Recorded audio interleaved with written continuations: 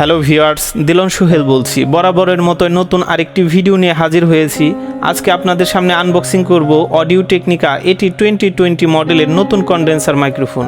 ইতিপূর্বে আরও একটি মাইক্রোফোন আনবক্সিং ভিডিও আমার চ্যানেলে রয়েছে। আপনি যদি ভিডিওটি না দেখে থাকেন তবে ডেসক্রিপশনে লিঙ্ক আছে, দেখে নিতে পারেন, অথবা উপরের এই অ্যারো চিহ্নে ক্লিক করেও দেখে নিতে পারেন। মাইক্রোফোনটি আমি হাতে পেয়েছি 2018 সালের দিকে, তবে আপনাদের দেখানোর সুবিধার্থে আবার নতুন করে আনবক্সিং ভিডিও করছি। আশা করছি আপনাদের নতুন করে এই মাইক্রোফোনটি সম্বন্ধে একটু ধারণা হবে যারা এই মাইক্রোফোনটি কিনতে চাচ্ছিলেন। প্যাকেটের উপরে তাদের ব্র্যান্ডিং লেখা আছে অডিও টেকনিকা। এখানে এই মাইক্রোফোনের মডেল দেওয়া আছে এটি 2020। আমি নাইফ দিয়ে এই টেপটা আস্তে আস্তে কেটে নিচ্ছি। তো এই অডিও টেকনিকা এটি 2020 ছাড়াও এটি সিরিজের আরও বেশ কিছু মাইক্রোফোন রয়েছে তাদের, যেমন অডিও টেকনিকা এটি 2035, অডিও টেকনিকা এটি 2050 ইত্যাদি ইত্যাদি। আপনাদের বাজেট অনুযায়ী মডেলগুলো দেখতে পারেন। যে মাইক্রোফোনগুলোর নাম বললাম সেগুলো প্রতিটি মাইক্রোফোনই প্রফেশনাল লেভেলের। এই মাইক্রোফোনগুলো দিয়ে আপনি প্রফেশনালি ক্রিস্টাল এবং হাই ডিফিনিশন সাউন্ড রেকর্ড করতে পারবেন। আপনারা তো জানেনই, ভালোর শেষ নেই।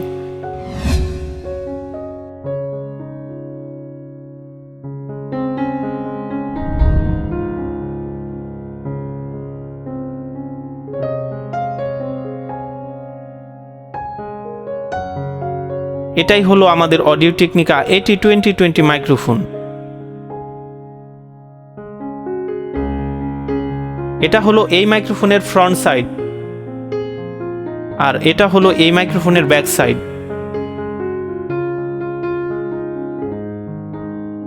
নিচে এখানে এক্সএলআর কেবল কানেক্ট করার পোর্ট রয়েছে। এখানে এক্সএলআর ফিমেল পোর্ট কানেক্ট করতে হবে। মাইক্রোফোনটি পোলার কার্ডুইট, মানে এর চারপাশ থেকে কোনো সাউন্ড ধরবে না, শুধু সামনের দিকে সাউন্ডই ধরবে।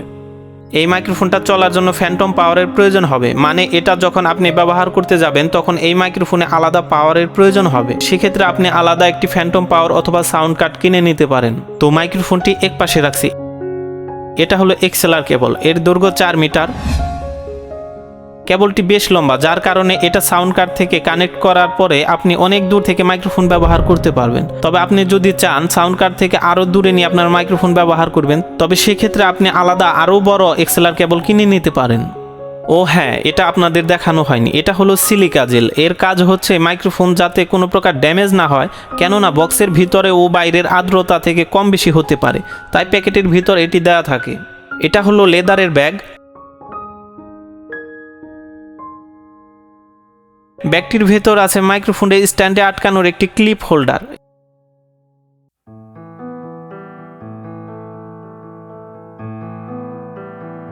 এর সাহায্যে এখানে আপনি মাইক্রোফোন বসিয়ে স্ট্যান্ড করে লাগাতে পারবেন। আপনি কোথাও গেলে ফুল বক্সটি না নিয়ে মাইক্রোফোন ও এক্সএলআর কেবল ক্যারি করে নিয়ে যেতে পারবেন এই ব্যাগের ভিতর।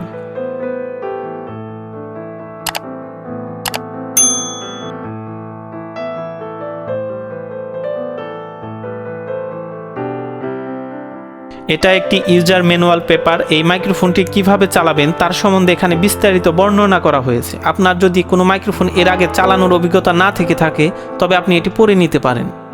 আর এটা হলো এই মাইক্রোফোন পার্সেল করার রেজিস্ট্রেশন করার পেপার। এখানে সঠিক তথ্য দিয়ে এটাকে পূরণ করতে পারেন, যা আপনাকে পরবর্তীতে ওয়ারেন্টির ক্ষেত্রে কাজে দিবে।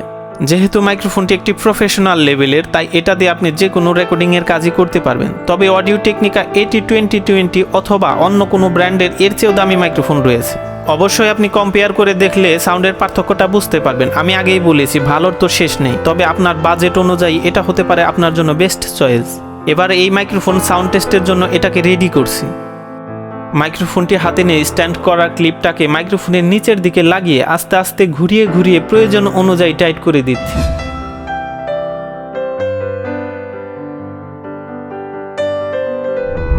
এটা আপনার সুবিধা মতো টাইট দিলেই হবে।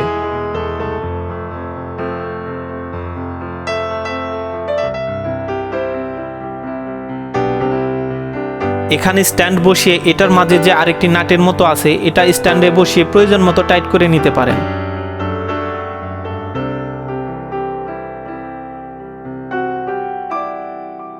পরবর্তীতে আপনার মাইক্রোফোন আপনার মন মতো ঘুরিয়ে নিতে পারবেন যেদিকে খুশি।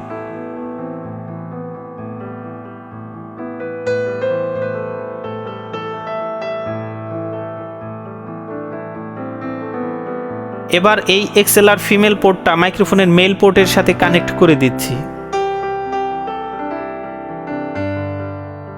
কেবলটির উপরে এখানে লক করার সিস্টেম রয়েছে। যখন আপনি মাইক্রোফোনটি বসাতে যাবেন তখন এখানে হালকা চাপ দিলে লক হয়ে যাবে।